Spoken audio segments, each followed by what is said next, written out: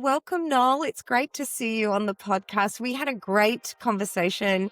I think it was a couple of weeks ago now, so it's lovely to have you here for the conversation.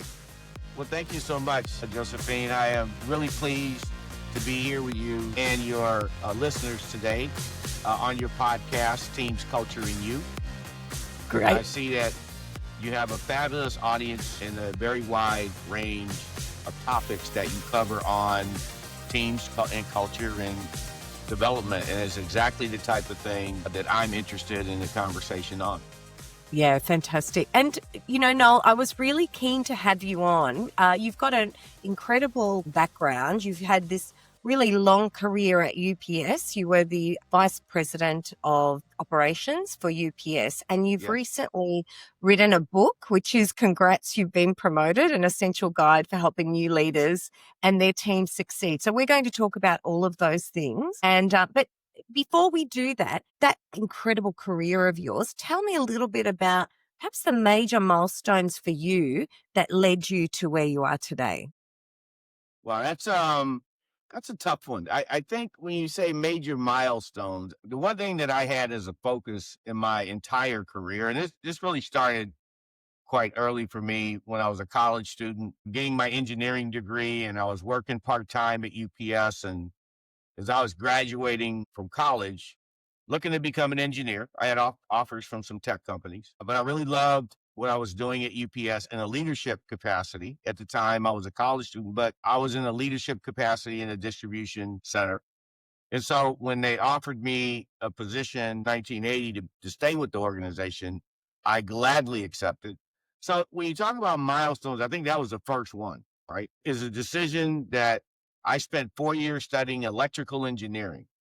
Yet I chose to go to walk a path as a supervisor in a leadership capacity at the early age of 20. Mm. And then my career moved on from there. But I guess to answer your question a little more directly is I only ever had one focus in my career, and that was to be as good a leader as I could be. And I always looked at who was considered the best leader in the group, right? That was very consistent for me. When I was 20, I wanted to know in that period of my life who was considered the best 20-year-old supervisor at the time. And it was a guy named Bob Kuchenmeister. I can still remember his name. And Sorry for he was saying. 20 and he was considered the best leader of, because there was a group of us, about 18 of us as supervisors, and he was considered the best. And so I paid attention to his style of leadership, which continued for me throughout when I became a manager in 1984. And it wasn't to compete with them; it was to learn from them. Mm, And that's an important distinction. Is absolutely. that I've always had a learning mindset, and mentorship is important. And I was fortunate in my life, not just in my UPS life, to have great mentors. And I'm a strong advocate that people should have mentors. And I think they should actually have mentors that don't look like them, and Right. don't come from where they come from, because Yeah. you already know what that is, right? So learn from people that don't necessarily share in the same space that you came from. Now, can I just ask you that early drive to be a leader, where does that come from for you? Think probably my family would be foundationally accredited for that. My grandfather, who was my role model, my father's father, because I'm going to say, just for your listeners, that my dad was late to the dance. He was not a very supportive person, but his father recognized it. And my brother, I have a brother who's 2 years older than I am. He was very protective of us. He was a barber, and he had a barber shop, and he would let us sweep hair in the barber shop on weekends when we were young, like 7 and 8 years old. Right. So we learned a lot of lessons in the barber shop. Yes, But I my can imagine. grandfather was a very stoic person. He was a man of very few words. I never saw him get angry once, but he always had an environment in his barber shop that was amenable for his customers, right? And he had a sign, "My shop, my rules." And his number one rules was respect others. That was his number one rule: respect others, right? So I'm like 7, and I'm seeing this until I swept hair in that barbershop pretty regularly until I was like 13. Then I went into sports, and so I wasn't as often there. But I learned from him probably the most. And Mm. so my leadership DNA, if you will, it probably comes more from him and the influence he had on me early than any other place. Isn't that wonderful? I love the role that grandparents play. It's so important, isn't it? And They're also, critical. siblings, brothers, but I can imagine that barbershop environment because there's so many different types of people that come into that environment. And so Yes, no doubt. what you're and what you were seeing was someone being able to create an environment where everyone can come in and feel that respect and feel safe, I guess. I don't wanna. Sure. Yeah. I would see, and the other thing that's important about that for me from a value driven perspective is you see everything, right? Customers will be talking about sports and get into it or whatever it was. But there was one occasion, it's in my book actually, where in the chapter I wrote on ethics, the first lesson I ever learned on ethics, I was like 8 years old. I remember like yesterday though. And one guy was talking to another in the barbershop, and he was laughing, the two of them, about how he dodged a bullet, had sold his car, was a Buick. And he said, I got $3,000 for that car. And he was laughing with the other guy, and he goes, and the engine, my mechanic says, it's going to go out like 2 months. I dodged a bullet. And my grandfather overheard that conversation. And I'm sweeping hair, and he stops and he goes, what comes around goes around. And right is right and wrong is wrong. And my grandfather was a very ethical man. And the point in the book, I say, just because something's legal, and this is something I used in my career as I became a president, just because something's legal doesn't make it ethical, right? That ethics matter. And when you have a void of ethics, whether it's your company, personally, whatever, you're just not going to be a successful person for any reason or amount of time. It's just not going to happen. Yeah, great. That's a great lesson and learned really, really young. But I 100% no, I agree with you. I think that, legal systems are one thing, but then ethics is actually, it's a considering all other facets of that issue. So yeah, Sure. absolutely. Yes. Mm. So then you've got this leadership position in your early 20s, you become a manager in the 30s. You obviously spent a great deal of time at UPS. Tell me a little bit about the UPS environment. Case studies have been written about UPS as an organization, but you've got a first-hand experience. I was really fortunate. I felt very blessed to have landed on the doorstep of UPS. And here's the reason for that. The reason was the ethos in the organization was value based, right? And it wasn't copybook. It wasn't a cliche. It was a thing. And as a young person, right, what I learned early was based on the principles of the founder of the organization. Makes sense. James E. Casey, who founded UPS when he was 19. Believe it or not, he was 19 in Seattle, Washington, 1907. Irish immigrant. His father took him and his family to Seattle. And I don't know if many people understand the Irish dilemma in America during the turn of the century, but it was a thing. They were highly discriminated against, No? something Yes. that was embedded in his mind's eye around fairness to people. So when he started his company, it was important that it was principled. It was important that people mattered. And so I happened to land in an organization like that during my formative years of life, right? In my young period.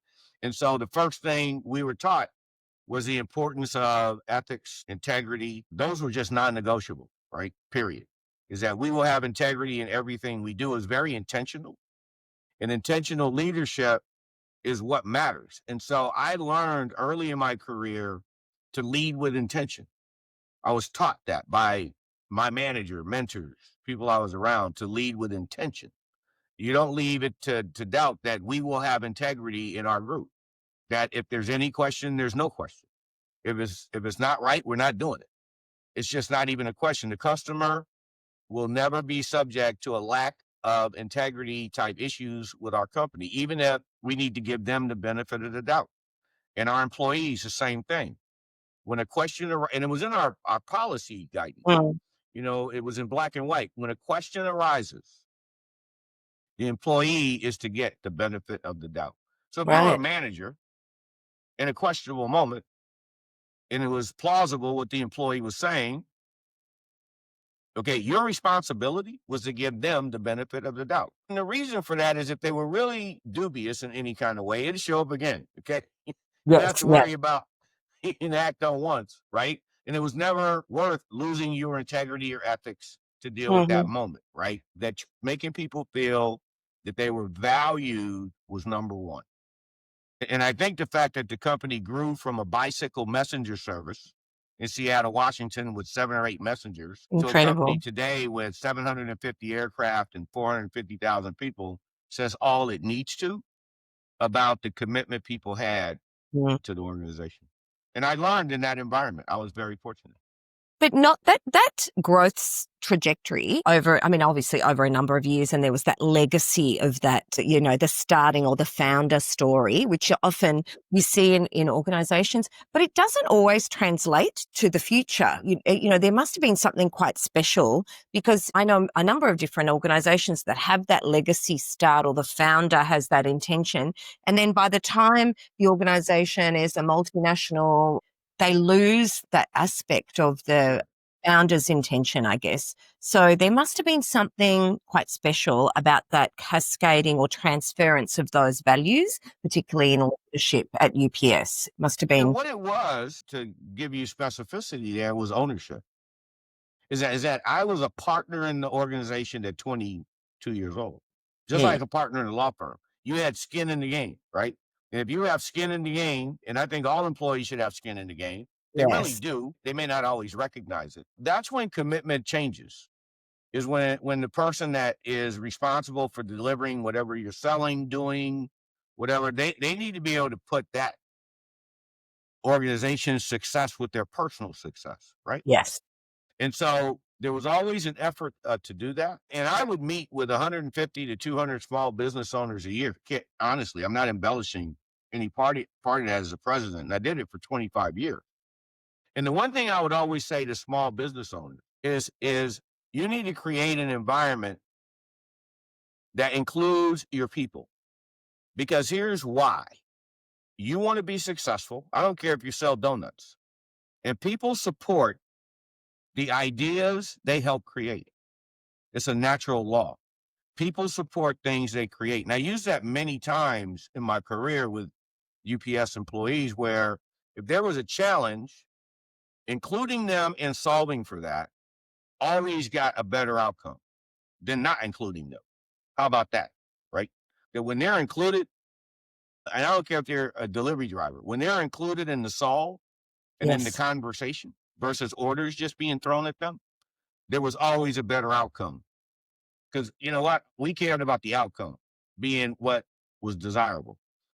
Who thought it up is irrelevant, That's right. right? But the fact of the matter is the people that execute the flesh and bone of any organization are the employees, not the CEO. It's the employees. They're the flesh and bone in the place, right? Yeah, absolutely, absolutely. So Noel, tell me a little bit about, so what happened after that? So how did you break into those executive roles at UPS, the sort of senior leadership roles at UPS? What was that trajectory for you? What was the trajectory like for you? What happens for a leader as they move through their career is an evaluation of their commitment to that thing they're involved in, right? I talk about this as well. Not that I want to make everything we talk about the book, but the book Yeah. is the book, right? And I actually wrote an article for CEOs recently. And the title of the article is, which is also a section of the book, "You're Always Being Evaluated." And I want the leader to understand that another natural event that happens is you're always being evaluated. There is no such thing as a casual moment. Okay, when you look at a business, the people come in, they go to work, right? Show up, then there's this period of the day that where they're expected to be a professional, right? Those 8 hours or wherever how many hours they're working, they're Hmm. expected to be a professional. And I would communicate it to young supervisors and managers in this way. I'd say, when you see a sports team, pick your favorite one. I don't care what sport it is. When they get on the floor, when they get then it's time to play the game. And I don't mean business is a game, but it's showtime. This is what we do for a living. We are professionals. And the fact of the matter is that when leaders understand that when they walk in front of their people, they're the leader, they're the head coach, they're the leader of the team, right? There's an 100%. expectation that they Yes. have the right values, they're the right role model. Their behavior is always being evaluated. There's no casual moments. There's no casual moments. And in those moments, your people are evaluating everything you do, how you do what you do. And so, having said that, it's important, and it was important for me to in that way always. And I focused on development of people more than anything else. What do coaches do? Leadership is coaching. Okay, leadership is coaching. And the other thing that leadership is the ability to influence someone's behavior. Simply stated, it's no more, no less than that. You're the leader. Why? To influence the team's skill set, to influence how good they are at something. That's what you do. Okay. And there's no casual moments between you and that objective. And so leaders who forget about that Mhm. forget what their responsibilities are. And I think early in my career as a manager in my 20s, I understood that because a mentor had me understand that. So I had a mentor who characterized it that way for me. He's like, hey, listen, kid, this is exactly how you said it. When you're in this office and you and I are having a discussion, we're in the locker room. When we walk out that door and you're the manager of 500 people, Yeah. okay, you are always being evaluated. Understand that you don't get to have a casual moment with that group that they won't evaluate. Okay, Mm-mm. you may think they're not evaluating you, but they are. And words matter. And you need to make sure that the ones you use are appropriate as a leader. And I Yeah. always thought about that. And I believe the organization recognized it as Mm. I matured over time. And I went from manager in 1984 to what's called a division manager in 1988. I was 30 years old, right, with 1,200 people. And then I became a president before I was 40. And the one consistency I would say there was I was cognizant of the responsibility to Yeah, develop right. the people, to make them more important than anything else, right? Mm. That I had to serve them. I had to work with them. I didn't have a single day in my career as a manager, clearly, where I didn't think about developing someone that worked under me on my team. Not one. And Noel, tell me a little bit about, I guess sometimes that's easy when times are good. When times are tough and you've got to make some tough decisions, maybe let people go, maybe, you know, do something about contracting the workforce. How did you apply those principles when times are a little bit tough? Did you have experiences like that? When it was the most important. That's when people were looking to you to lead in a way that made sense. And when you talk about letting people go, I never saw, if there was a downsizing, right? That was an organizational moment. That wasn't an individual job performance issue Yeah. or something like that. But whenever it came down to that moment where someone had to be let go, I believe if you've done your job as a leader, they know why they're being let go, It's simply not a stated. surprise. That's right. And one of the things that I talk about a lot is the use of metaphors. I use metaphors, honestly. What's funny is I picked that up from my grandfather when I was young, right? He was a metaphoraholic. Okay. So I naturally grabbed onto that. And so when I became a leader and I wanted to influence someone's behavior, I would use metaphors because I would depersonalize the moment. I'll give you an example of that. If the person was late, then I would use a metaphor that was connected to reliability. And because everyone thinks reliability is important when it's them, right? Like they want everyone to be reliable in their life, to pay them back on time or to show up to leave on time, whatever, right? So now it's even easier. In the last decade, you have the gig economy, right? And so if a person was late, and they could have had a stellar record, but let's say they were late in the last 4 or 5 weeks, right? And I would go over to them and I'd say, like talking to you, I'd say, Josephine, do you ever use Uber? And they would say yes, or DoorDash. You can find something they use. And then I'd say, so what would you do if you called DoorDash and it took them 3 hours to show up and you thought it was 30 minutes and then it happened again and you thought it was 30. What would you do? You know what they say 100% of the time? I'd use someone else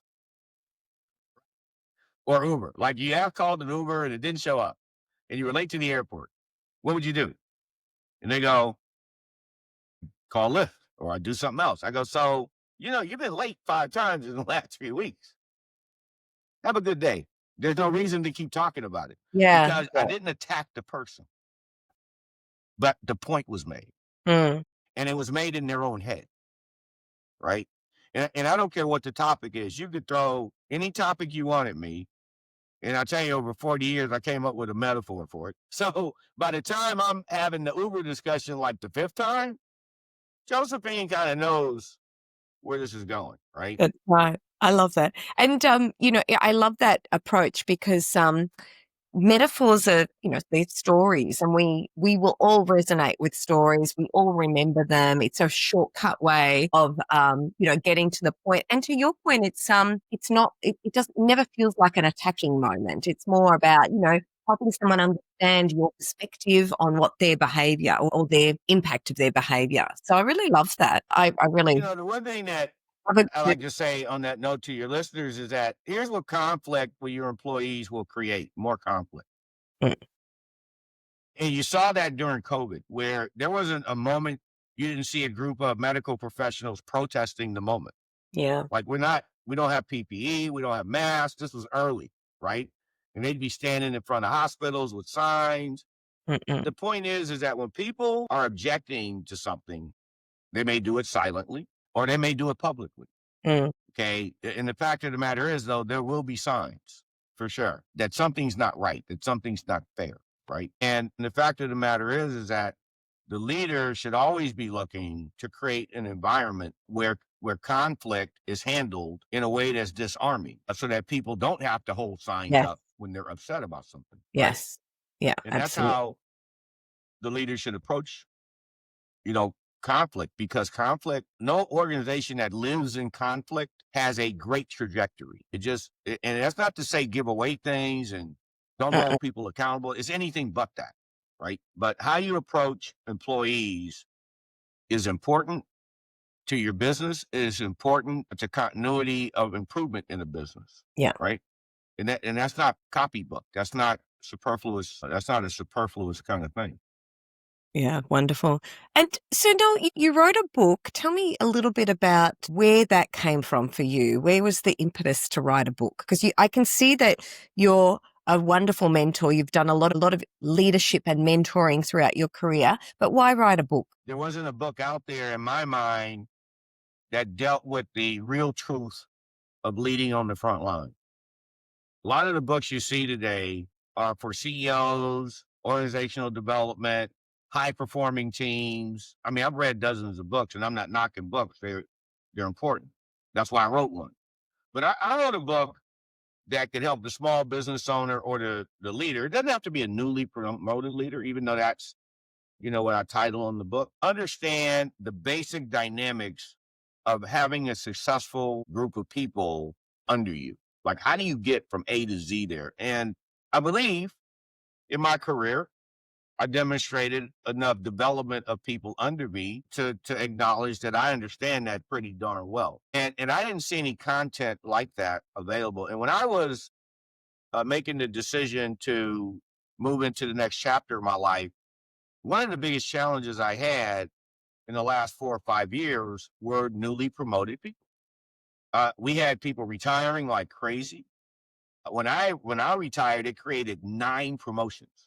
Think about that, right? So I leave and they have to Amazing. promote me, right? They have to replace me. I'm sorry. Someone gets that job, then you got a cascade all the way down the line. Yes. But when it all came down to it, at the very beginning of that process, or at the end, however you want to look at it, is someone that's young, 30 years old, 25, 28 years old, and they just got promoted. Yesterday, they were driving a forklift, and now tomorrow, they're responsible for the 9 forklift drivers. Okay, here's what they know how to do: drive a forklift and be really good at it. Okay, but do they know how to lead 9 forklift drivers? Not so much. Uh-uh. Leadership isn't rocket science, but it is a science. And had I known the things that I'm teaching in the book when I was 20, I would have been a lot more successful quicker. And in the book, I talk about the mistakes that I made because there were a lot of them, especially early, right? I mean, obviously, I hope they became less later, but in the beginning, it's tough when you're 27 and you have an employee 53 and they drive a forklift and you were Yeah. driving one next to them and now you're their supervisor. And Hmm. then one day they come at you hard and they come at you hot and you're like talking to two or three other employees and they're intending to undress you in front of your group. How do you put a stop sign up and say, no, that's not going to happen? Okay. But to do it positively and so that a win-win comes out of it. Well, in the book, I teach a skill called the 4x5 method, and it works. And the 4x5 method can de-escalate any moment. It can stop it in its tracks. It can leave the supervisor with a high confidence in handling it, and the employee will comply. Understand, because the technique is what's important. And the 4x5 method talks about how people see things from four lenses, potentially. And that when you talk to them, not at them, it should be from a dimension of five different levels, potentially, of intensity. And that's what it leans on. And there's Hmm. another principle in the book called the best principle, right? Be specific, expect the best, stick to the objective, test commitment. And I talk Hmm. about each one of those, that acronym, and how that forms a frame around every engagement that a person, and I learned these techniques over 30 years ago, right? So I understand their ability to influence behavior in a leadership environment, but it's really about helping that new leader maintain confidence, because here's what happens. If their confidence goes down, they're going to quit. And oftentimes the people you promoted were your best people, Exactly. right? Yes. Okay. And you're not going to do very well if you're promoting them and they keep quitting on you, Yeah. right? So unless you make an investment in them, which is development, right? Then they're not going to get better. And that's important. I see that a lot where I see really great technical people get promoted, and then what they experience is a lot of stress and overwhelm in that new job. What you're saying, they're promoted, yet they're not supported in the new role. And it's an expectation and assumption that they can lead in that role. And of course, we know there's a capability set that you need, like some of the things you're talking about. And I love that in your book, you've got some really easy tools to remember to apply immediately. But I think it's um, such a waste of effort and energy to break someone's confidence is really in the opposite extreme end of what you're trying to do when you're saying, "Hey, you got promoted, well done, we Right. value you." So Right. I think this is really important because I see that a lot, and it's not just the outcome to the people that they are now supervising, it's the personal outcome to them in that stress and overwhelm and lack of confidence. Yeah, no doubt. You're absolutely right. I've taught seminars recently to a millennial type age group, Gen Z type age group. And I built a master class actually to accompany the book. It's 10 episodes. And I go through essentially the chapters of the book in like a 10 to 12-minute frame on the master class to give more clarity to the how to, right? Hey, great. Let's everybody have integrity. Let's have ethics. Let's be trustful. But the problem becomes, okay, so what does that even mean in my daily actions? Okay. How do I do that? Intentionality is important. Yes. And so I talk about the new leader day one, you get promoted. You know, what's the most important thing?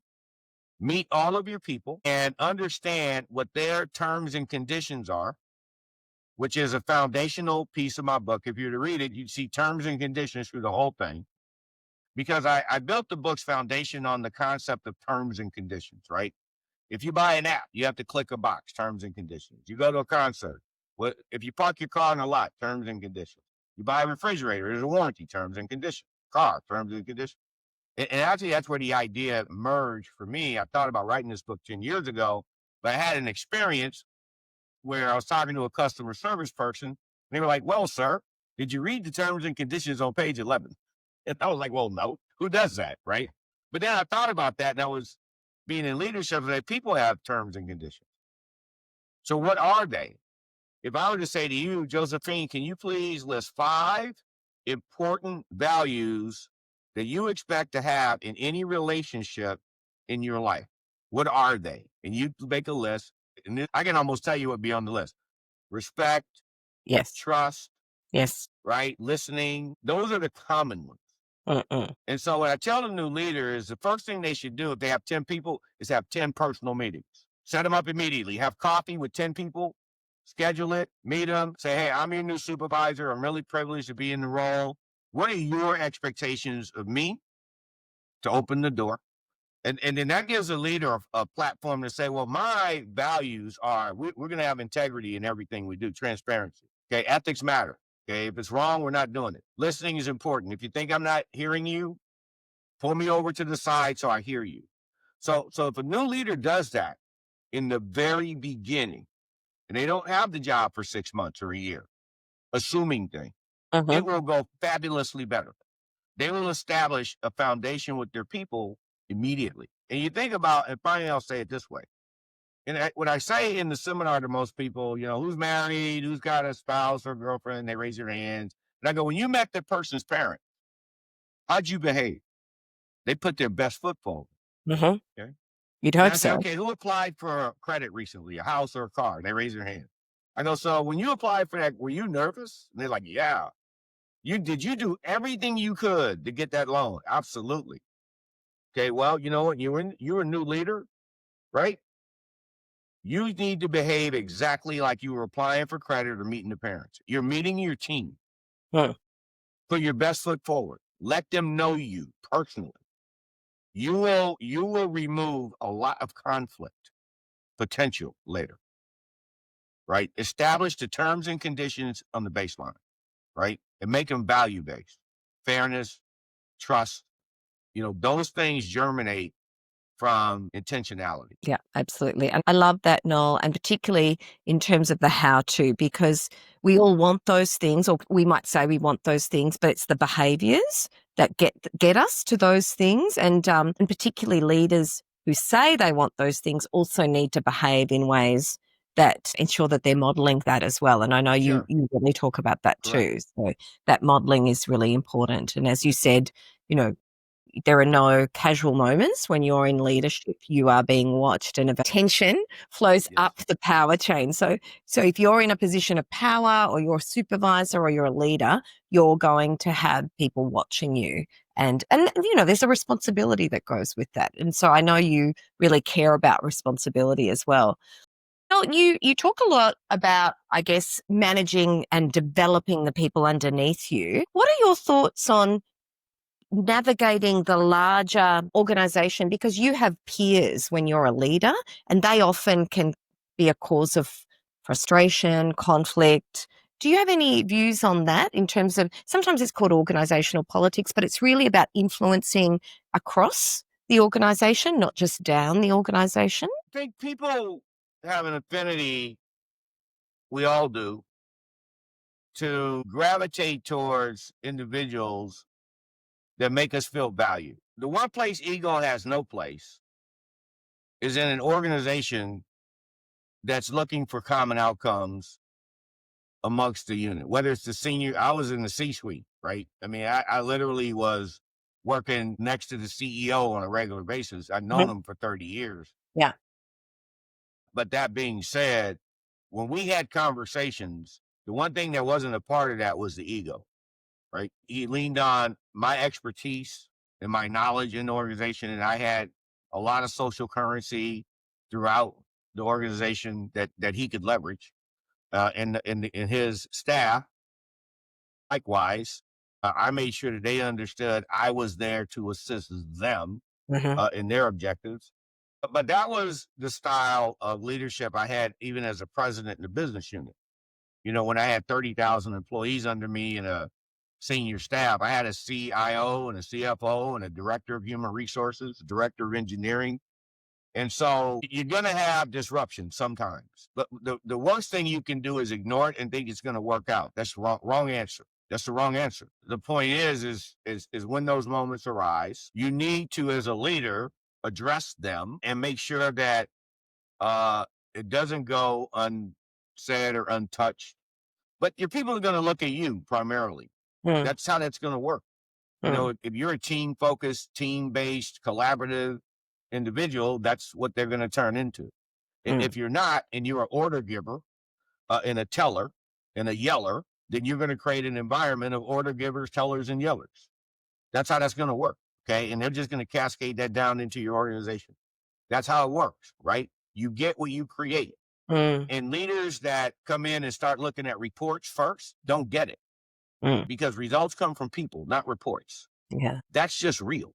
I mean, you can use a report to tell you where opportunities to get better are, but you're not going to solve anything looking at numbers. You're going to solve things when people have a common objective around those numbers. And those numbers are only used to talk about opportunities to get better. And it's really important that whoever's going to execute that stuff is in constant conversation, whether it's a round table. I had town halls all the time with union-based employees, Teamsters. Mhm, mhm. Listen, I did. I would stand in front of a group of 200 Teamster union drivers and talk about the organization, where we're headed, blah, blah, blah. But the one thing I never left to chance was how they mattered, how they mattered. And when I ended a discussion, and I did it dozens of times all throughout the US, I would end the discussion with 200, 250 employees with me at a podium, and think about it, in a distribution.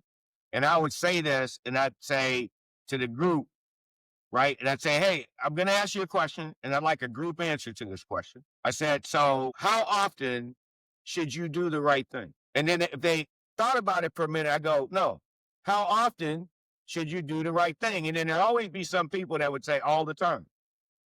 And I'd say it again. How often should you do the right thing? And they would say all the time. Well, that holds everyone accountable. Because if I'm asking that, they know they can expect that of me too, right? Mm.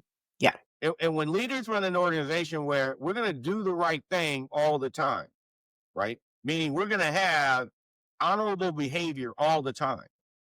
Okay, then everything else will fall into place. Just Mm. understand. I've had business units that were at the bottom of the chart, the rankings, right? That moved up into the top 5.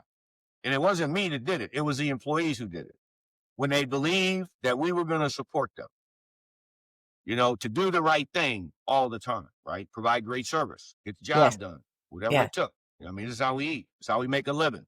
And I would say that literally to when I was at the pub, like, hey, listen, nothing about this is about anything other than this is how we eat. This is how we make a living. All of us, you and me, okay? We have that incongruence, okay? So if this wheel works, it works for everybody, okay?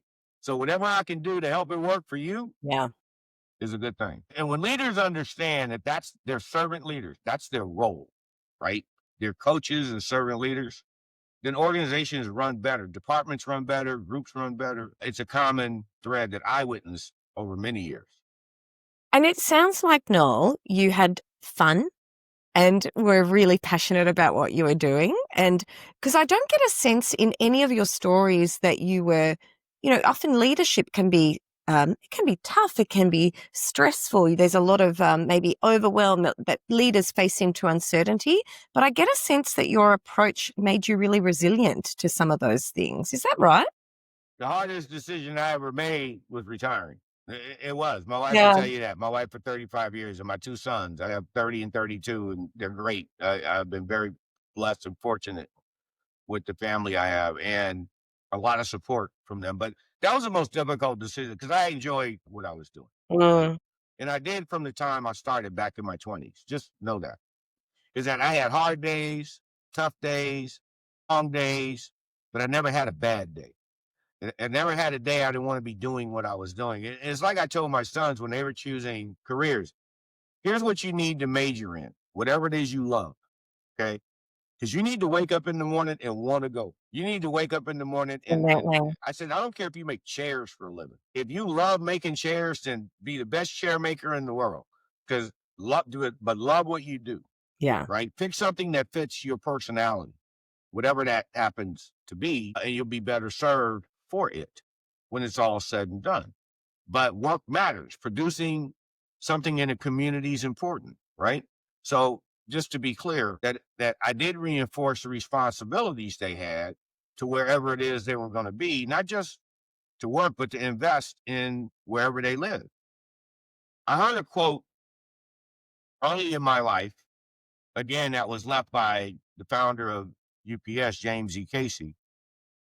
And it's a truism, no matter what activity you're talking about. And my sons would reinforce this. And when I said it to them when they were 9 and 10, you can't hope to get more than you give. And I'm going to let that settle for a minute. People always want more than they're putting into something, but you can't hope to get more than you give. It's not going to happen. And I could say, it's funny how people think about investing. Yes. Well, I don't have enough for retirement. And I go, well, did you save? Did you have a plan? I mean, every dollar you made, did you put a dime away for later? No. Okay, then why would you have, if you don't invest, why would you have something? Same thing happens with people. If you don't invest in your people, why would they invest in you? Mm. No, I mean, really, it doesn't make any sense. If you don't invest in your people, and I mean truly invest in them, Yeah. truly spend time. I work with 2 business owners that built a beautiful company in Cincinnati. And they were 2 young guys in their 40s. And they were going through a lot of turmoil about 3 years ago. And we just happened to meet through the person who was my book editor coach. And they're like, man, we really need some leadership training and development. And the first thing I said to Josh and Bob, okay, write down on the tablet how much you've invested in your 60 people. Right. Tangibly. I want to know what you've done to say, Yes. I'm going to help them be better at blah. Mm-hmm. I don't care if it was eating ice cream. Write it down. Well, they couldn't. I said, there you have it. Why would you be better? And so for about a year, this is what they heard from me all the time. Executive CEO coaching, right? It was like once a month, I'd go visit, blah, blah, blah. We should have a conversation, make things doable, small bites. Okay, this month, let's think about this. Okay, and they have tripled the size of their company because their employees tripled the size of their company. Yes. Yes. Because they started to sit down and really take time to say, okay, Sue, okay, how'd you do? Where can I help you? Let's talk about where you think I can be better for you. Right. And that's where a small thing like this comes up. And I also have a chapter on this, and it's called listening. Is listening a skill or a value? I want the reader to think about that. I want the business owner to think about that. Is listening a skill or is it a value? And the truth of the matter is it's both. Because we don't listen to people we don't value. Right? And as an owner, you need to value every single person that's in your organization. So what does that mean? You need to listen to them. And when they come to talk to you, I use a method called stop, pause, and listen. And when someone would say, hey, no, you have a minute, I would say to myself, stop, Yes. pause, and listen. Put the phone down, look the person directly in the eye and say, hey, how can I, what do you want to talk about? How can I help you? Because you'll never know. It could be 100 times. You'll never know when that one time was a critical moment. Mm. You'll never know when that one time was a critical moment. So stop, pause, and listen. So I work with Bob and Josh on these very things that we've been talking about, and they've had tremendous success because now they're investing in their people, right? In ways that were very different. And they were successful when I met them. It's just that now they're more successful. Yes. Yes. Absolutely. Noel, you are singing from my hymn book. I agree with everything, and particularly with my background in organizational psychology, I see a lot of leaders not paying enough attention, not putting enough development work in themselves and in others. So thank you so much. It's a breath of fresh air to talk to you, Noel. We will put your link to the book as well as the masterclasses. I'll put those in the show notes for people. Where else can people reach you? Just so that we've got a direct line to you because you've got such a wealth of wisdom.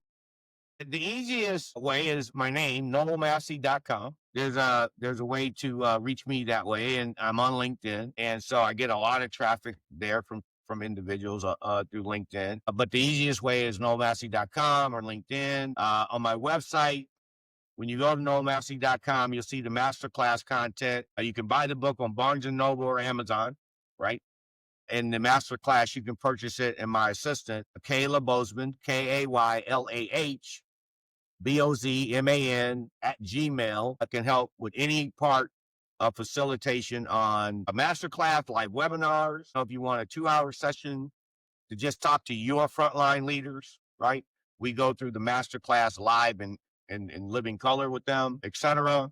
And so that's all available there. And the cost is negotiable, of course. But that's how they can reach me through there. And I'm also on Instagram, of course.